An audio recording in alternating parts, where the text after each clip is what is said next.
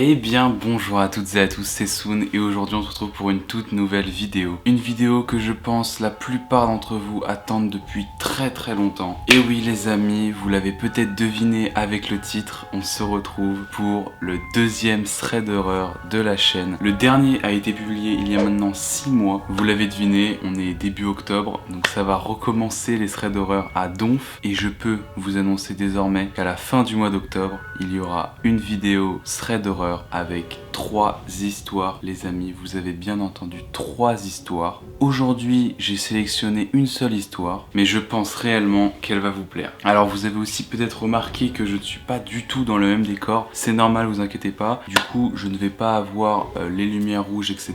Donc essayez de vous mettre dans l'ambiance. De toute façon, vous inquiétez pas, il y aura les images pour vous aider. Je vais essayer de vous faire un truc vraiment super quali, super top pour un visionnage vraiment optimal.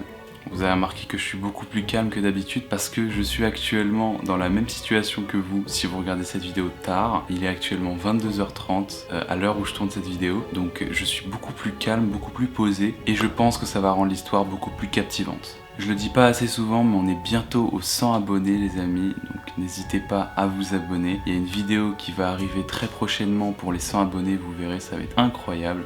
N'hésitez surtout pas aussi à liker et à partager. Voilà, ça c'est dit, maintenant on passe à la vidéo.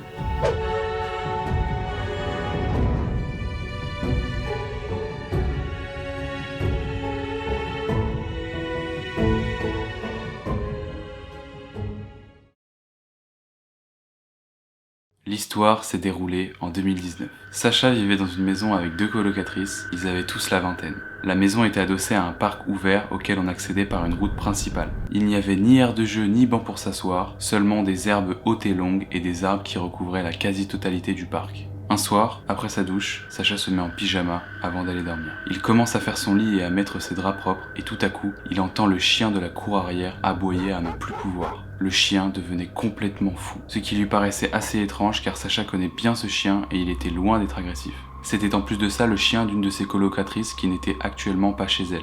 Sacha veut savoir ce qu'il se passe et voir si le chien n'est pas en danger, alors elle sort par la porte arrière, reliée à la petite clôture qui délimitait le parc. Sacha ouvre la porte et voit le chien grogner vers la clôture. Il regarde alors loin vers le parc mais ne voit personne. Il se fait tard, la nuit est déjà tombée et aucune lumière n'éclaire le parc. Il décide alors de rentrer le chien et en le prenant par le collier, Sacha a un frisson de peur. En regardant plus attentivement le parc, il voit une personne au loin s'approcher de la clôture. Il aperçoit une silhouette d'un homme très grand à quelques mètres de la clôture. Cet étrange homme ne bouge pas, reste dans l'obscurité et ne dit rien. Sacha sursaute naturellement et dit « Oh mon Dieu, je ne vous ai pas vu ». Sacha devient nerveux car l'homme ne dit rien. Il reste figé à le fixer. En arrivant à distinguer un petit peu plus la silhouette, Sacha arrive à distinguer ses vêtements. Il porte un costume noir avec chemise blanche et une cravate comme les hommes d'affaires. Sacha ne décerne pas non plus son visage et a l'impression qu'il porte une sorte de cagoule blanche, comme, et vous le connaissez sûrement, le Slenderman. Après quelques secondes sans réponse, Sacha rentre le chien et verrouille tout derrière lui. Il appelle ensuite sa deuxième colocatrice qui, elle, était à la maison et lui raconte ce qui vient de se passer. Après ça, plus rien. Sacha ne s'inquiète pas plus. Il se dit que c'était peut-être un homme bourré qui sortait de soirée ou juste une personne qui était là pour le faire peur. Sacha s'endort et rien ne se passe pendant de nombreux mois.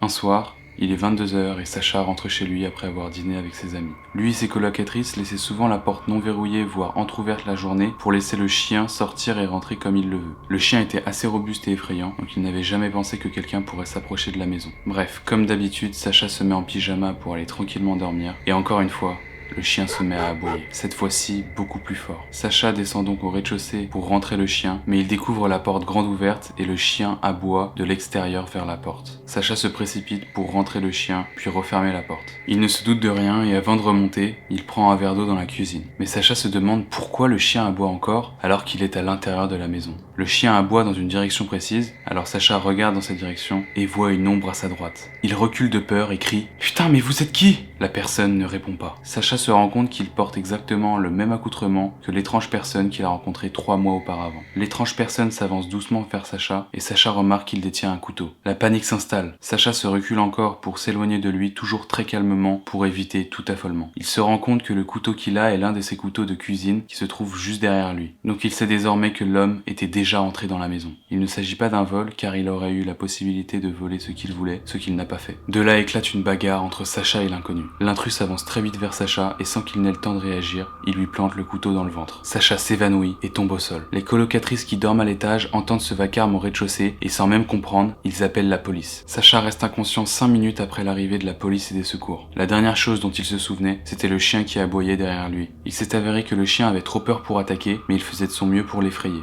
La police n'a malheureusement rien pu faire car il n'y avait aucun signe d'effraction et l'intrus qu'a décrit Sacha était masqué. Depuis, Sacha n'a jamais revu cet étrange homme masqué qui a failli le tuer. Voilà, j'espère que ce thread d'horreur vous aura plu. J'essaye d'être le plus sérieux possible dans les threads d'horreur pour pouvoir captiver l'attention du spectateur et pour qu'il puisse aussi peut-être ressentir de la peur. En tout cas, moi, juste en racontant l'histoire à 23h, je vous avoue que je suis pas très bien. Attendez, désolé, il y a... Vous entendez? Attendez, je suis désolé, hein. J'allais me mettre en pyjama, mais j'entends mon chien aboyer dans la cour arrière, j'arrive.